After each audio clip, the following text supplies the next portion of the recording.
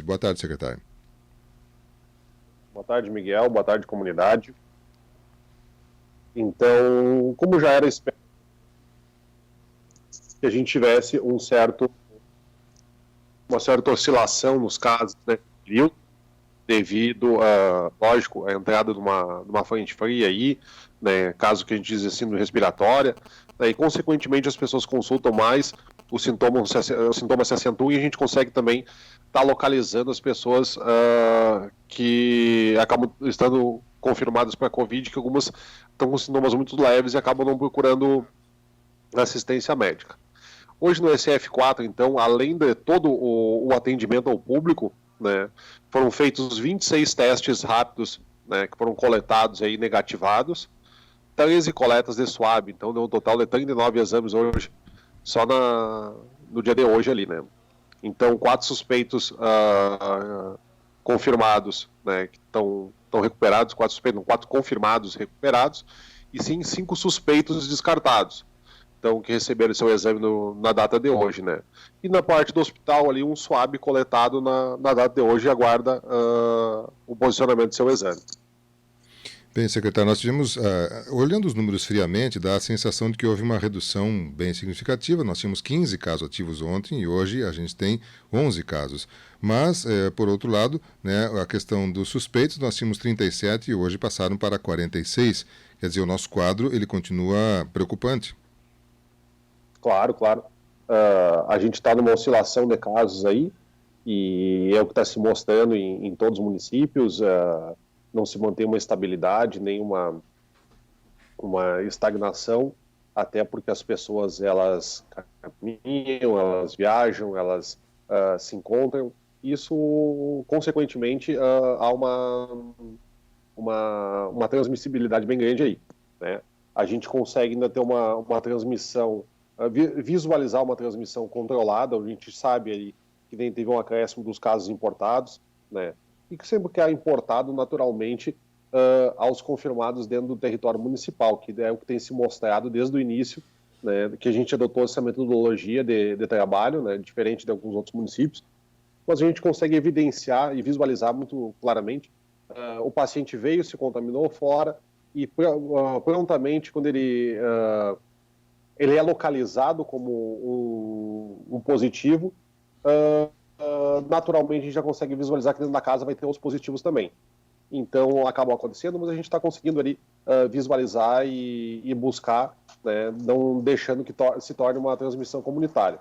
Mas é claro, né, toda vez que há uma brecha de segurança e as pessoas acabam se encontrando mais e abrindo mão dos hábitos que a gente vem conversando desde o início ali, sobre o uso de máscara, o distanciamento, acaba acontecendo transmissões cruzadas e o momento que a gente perder o fio, aí vai ser bem mais complicado, né? Houve também um grande acréscimo de casos monitorados. Nós tínhamos ontem 90 e hoje pulou para 113. Muitas pessoas com síndrome gripal. Bastante sim. Até tá ficando, a gente pede um pouquinho de compreensão, tá ficando bem difícil aí para a gente conseguir monitorar todo mundo, né? Então, se alguém, por acaso, tá com o seu telefone, deixa desligado, por favor, deixe sempre ligado o telefone, com volume. Quando vê o número tocar, por favor, atenda, né? Tá sendo bastante... é bastante árduo para nós, é um número bem significante de pessoas, né? Então, a gente pede essa compreensão aí, porque senão, às vezes, a enfermeira fica 2, 3 vezes ligando para a pessoa, às vezes sem êxito, né? E perde o tempo que podia estar justamente coletando informações importantes de quem está positivado. Um outro dado importante também é sabermos o quadro clínico dessas pessoas, especialmente aqueles que estão com o Covid ativo, os suspeitos e os monitorados. Alguma dessas pessoas necessitando de internação hospitalar e, se houver hospitalar, alguma com atendimento diferenciado? Não, nenhuma necessidade de atendimento diferenciado, não. Né? Todas as pessoas encontram com sintomas, quer dizer, uma boa parte com sintomas, mas sintomas leves aí e tranquilos de ser monitorados. Perfeito. Algum internado hospitalizado ou todos em casa? Não, nenhum isolado aqui na área de Covid, não. Perfeito. A gente sempre salienta, é bom bem importante a tua pergunta, Miguel, que às vezes gera uma preocupação, mas a pessoa passou no hospital. Não, tudo bem, muitas pessoas passam no hospital com sintomas gripais durante o final de semana, alguma coisa, tem o seu exame coletado, né? E como hoje nós tivemos um swab coletado no hospital e tudo mais, e tem outros que acontecem ao longo do processo, e são liberados e vão para casa, não tem necessidade de ficar em isolamento, né? Não tem necessidade de ficar em leito exclusivo para Covid. Então a gente não levanta isso de uma forma, às vezes, como as pessoas acham que a gente está suavizando. Mas não é. É simplesmente que está com síndrome gripal, final de semana acaba procurando plantão, né, mas não tem a necessidade da internação. Fica na observação e depois vai para casa. Perfeito. Muito bem. Bom, hoje há pouco nós recebemos uma nota técnica por parte da Associação dos Prefeitos da Ansento, né, dando conta de que não vão colocar alguma data para o retorno às aulas, que estava sendo aquela possibilidade, estava sendo assinado pelo governo do Estado, uma posição de todos os prefeitos da Ansento. Daqui a pouco o prefeito Carlos Augusto foi convidado por nós para falar em nome da associação que ele representa. Eu não tenho a posição ainda da associação aqui da região de Cruz Alta. Eu imagino que o senhor tenha conversado com seus colegas secretários de saúde também com relação a essa região de Cruz Alta, se eles têm alguma tendência de voltar às aulas também ou não, secretário? Assim, Miguel, a gente considera que é muito difícil esse momento, né? Lógico, cada prefeito tem a sua opinião, né? Mas é um momento de muita incerteza. Então a gente vai fazer o máximo possível para deixar tudo organizado, caso venha uma determinação, né? Mas a gente não... A Secretaria de Saúde em si e a dos outros municípios vai esperar justamente a opinião dos prefeitos ali de cima também, né?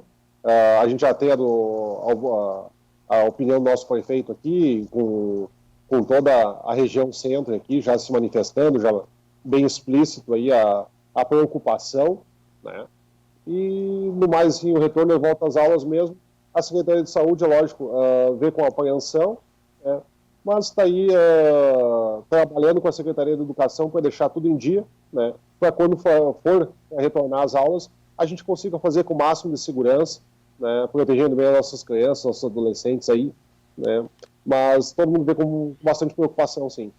Sem dúvida. Bom, daqui a minutos a gente deve ter de ser divulgado pelo governo do estado a tendência de bandeiras para a semana que vem. Nós estamos com bandeira laranja, a região de Santa Maria também, e a questão que eu fiz ontem refaço novamente. Pelos dados que o senhor tem hoje, qual é a sua expectativa com relação à região de Cruz Alta e ao nosso município de Tupanciretã para a bandeira na semana que vem? A nossa expectativa aqui para o nosso município, Miguel, posso falar por nós aqui no momento, né, é a manutenção da bandeira laranja aqui, né, sem demais alterações. É lógico que nós tivemos um aumento de casos aí e vem aumentando, oscilando no número alto, mas todos controláveis, aí a gente está conseguindo fazer um bom trabalho, né? Então eu acho que a tendência é assim, se manter a bandeira laranja sem mais preocupações. Ok. Caso a região fique em vermelha, nós temos argumentos para defender uma bandeira laranja para Tupanciretã na semana que vem? Temos. Argumentos aqui bem tranquilos, plenos. A gente está com... se tu pegar o hospital nosso aqui, são 10 leitos que são de isolamento para Covid, né? Tá bem tranquilo esse trato, né? Então... está quase sempre zerado isso, né? Quase nula a ocupação, porque os sintomas que vêm se notando nas pessoas são sintomas leves, né? Então a gente acredita que até o futuro das próximas semanas será mais ou menos nesse mesmo ritmo. Lógico, o aumento dos casos nos preocupa, mas a situação de mudança de bandeira por agravamento da situação de pacientes, a gente acha muito difícil, até porque as escolhas que foram feitas de adquisições de testes de PCR, né, por ampliação de testagem, uma ampliação do nosso protocolo de trabalho, né, nos permite encontrar mais cedo esse paciente, oferecer tratamento mais cedo e acompanhar esse paciente desde o início, e se eu tiver alguma evolução, conseguir tá trabalhando nisso logo conforme os sintomas vão progredindo. Perfeito. Bem, a gente... Então, a gente não dá isso para frente, né? Ok. Havia a expectativa de que o mês de agosto, julho, fosse de maior crescimento e agosto houvesse uma estabilidade e talvez até uma queda. Nós estamos registrando um aumento em agosto. Isso lhe surpreende de alguma forma ou até era dentro daquilo que o senhor esperava? Não, de forma alguma. Assim, ó, a tendência é que os casos, quando eles começam, uma vez que eles se inserem numa determinada localidade, eles voltam a acontecer, né? A gente não tem histórico de extinção da doença num território, né? Ela se acalma, volta. Se a gente pegar a Espanha, por exemplo, a Espanha está vivenciando uma segunda onda agora, né? Então, o que acontece aqui é uma diminuição dos casos, as pessoas, lógico, andando por outros territórios, a gente tem uma recontaminação, uma nova onda, pequenas ondas, né, por assim dizer, né? Então, faz parte do processo e vai ser assim, né, até a evolução ali para a gente conseguir fazer uma vacinação para as pessoas, vai ser isso aí. Essa é a nossa previsão. Okay. Né? Então, e as variações de temperatura, lógico, aumentos de atendimentos e aumentos suspeitos, e não é o nosso prognóstico. Perfeito. Secretário, novamente, muito obrigado pela sua atenção conosco em repercutir os dados de Tupã-Ciretã e a gente, é claro, fica na expectativa agora da bandeira, que deve ser divulgada nos próximos minutos por parte do Governo do Estado, a tendência de bandeira para a semana que vem. Se houver novas informações no decorrer do final de semana, ficamos ao seu dispor da saúde pública de Tupã-Ciretã a qualquer momento e, é claro, teremos a expectativa para o boletim de segunda-feira, quando torcemos seja possível também a repercussão por parte de alguma autoridade pública, no caso, hoje, o senhor falando em nome da saúde pública de Tupã-Ciretã. Mas o microfone fica à sua disposição, secretário, se gostaria de colocar mais algum detalhe aos nossos ouvintes, senão as suas despedidas momentâneas, desejando já ao senhor um bom final de semana. Miguel, queria aproveitar só para te agradecer aos meios de comunicação de Tupã-Ciretã pela ajuda, né? E a minha equipe, que tem sido incansável, hoje foi um dia exaustivo a todos, né? Então, meu muito obrigado pelo carinho que tem tratado toda a população e essa dedicação que vocês têm.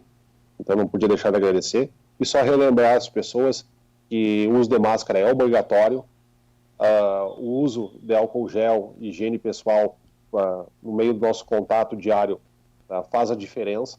Então, a gente pede que as pessoas não deixem isso de lado, tá? E toda a conscientização é pouca, porque ninguém quer ter um paciente, ter alguém próximo à sua família virando um paciente, né, e uma situação mais grave. Então, fica a dica aí, um bom final de semana a todos, né? Vamos aproveitar esse final de semana em família, né? E um forte abraço a todos aí e até segunda-feira. Perfeito. Obrigado, secretário Ezequiel